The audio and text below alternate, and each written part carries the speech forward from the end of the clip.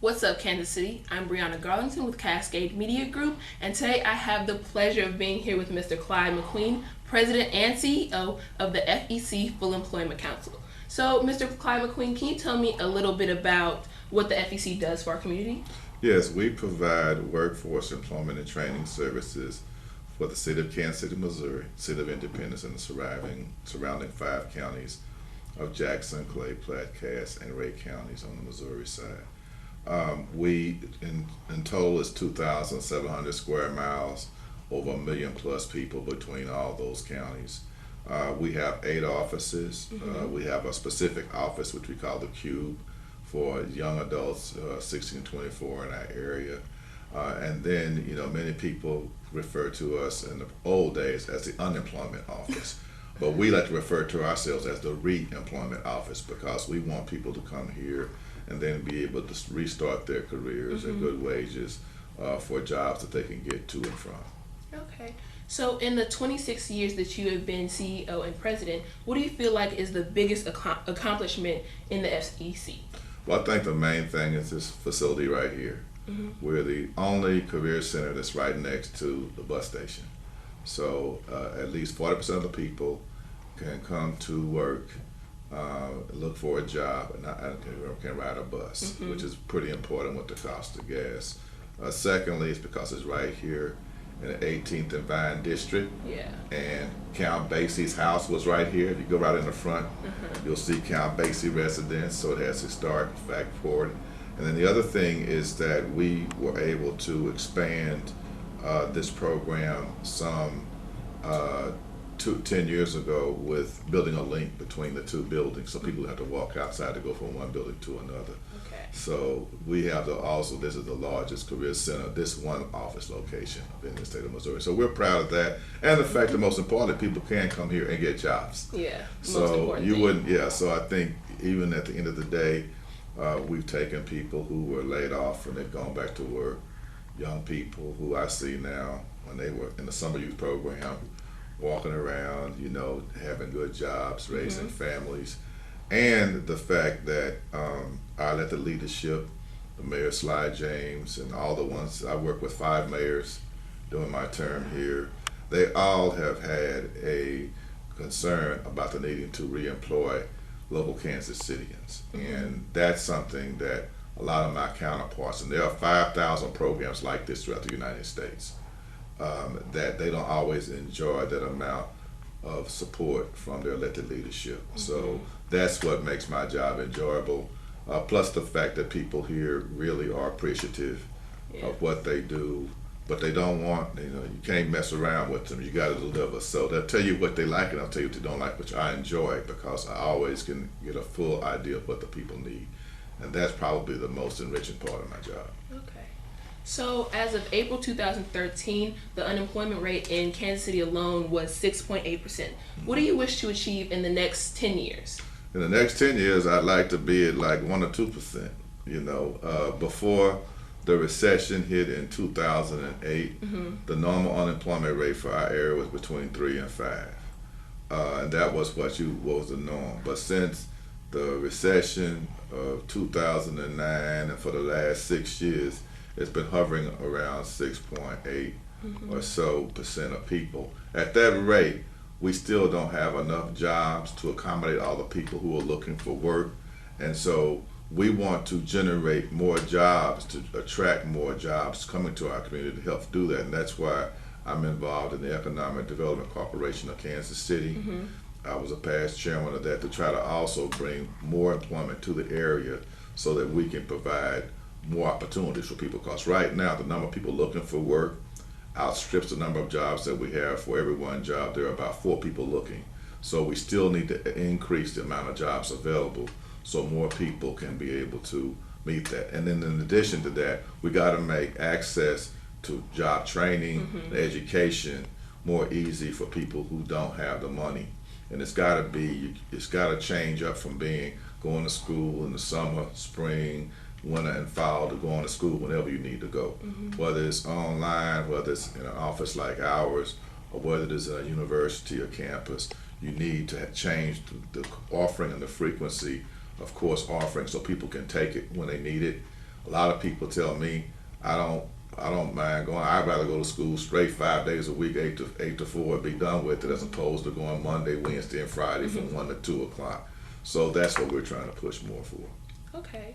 So in the Kansas City area, the average violent crime rate is 12 per resident, while in the nation it's only 4. Do you feel like unemployment, poverty, and underemployment can attribute to Kansas City's violent nature? I think definitely, if people do not feel they have opportunity, they don't. I mean, everybody has 3 basic needs: food, clothing, shelter. They got to take care of their families. Any person in that circumstance, without the right type of hope and understanding of where they can go, they're going to resort to whatever they can do to try to take care of their families. Is that the right thing? No, but you still got basic human needs you got to take care of. So, you know, hunger is a very preponderance, and a lot of people don't know how many people are hungry. When you had the whole recession, and you had people losing jobs and losing their credit, they can't even rent an apartment, so they have to go from place to place. You know, I had a young person, in fact, referred to me from the mayor's office, was living in her car with her 3 kids, and we were able, fortunately, to get that person placed. But that's the type of challenge that we have, and these people are not lazy people. Nobody, despite all the rhetoric, wants to be joint unemployment assistance or food stamp assistance or things of that sort. Everybody wants to show their way. In fact, one thing that the Gallup Corporation did a nationwide poll, the one thing that everybody in the world wants, from Africa to Saudi Arabia to Afghanistan to Australia to Europe to Antarctica, Iceland, is a job. That's the number one thing when polled by every country, by every person who's living. That was the number one priority over there in their thing. That's even over living in a safe neighborhood. That's over. The number one thing that everybody in the world wants is a good paying job. So you said that you work closely with Mayor Clyde James. Yes. So what exactly is he and his community doing to help with the employment problem in Kansas City? Well, I think 3 things. First off, he has really tried to make sure that economic development creates jobs for people in our community.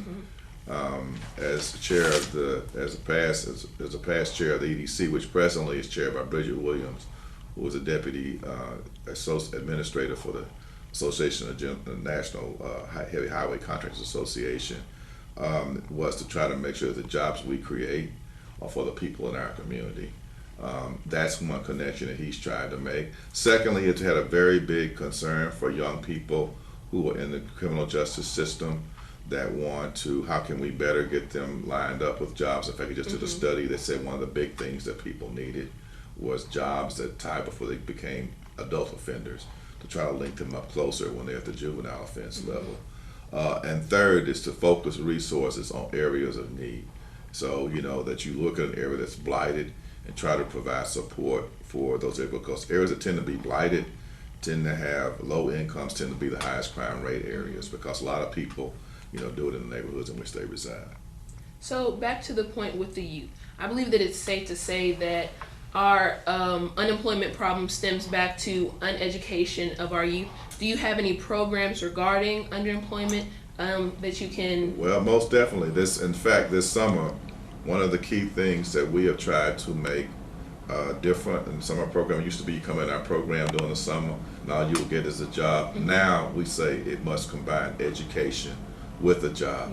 So what we're doing is we have programs now with the University of Central Missouri, the Metropolitan Community College, and even the Kansas City, Missouri School District, and also some GED sites, where if a young person needs to go to summer school, get their credits up when they're junior or senior, they will get a financial stipend while they're in school if they sign a contract with us to make good grades and act right in school.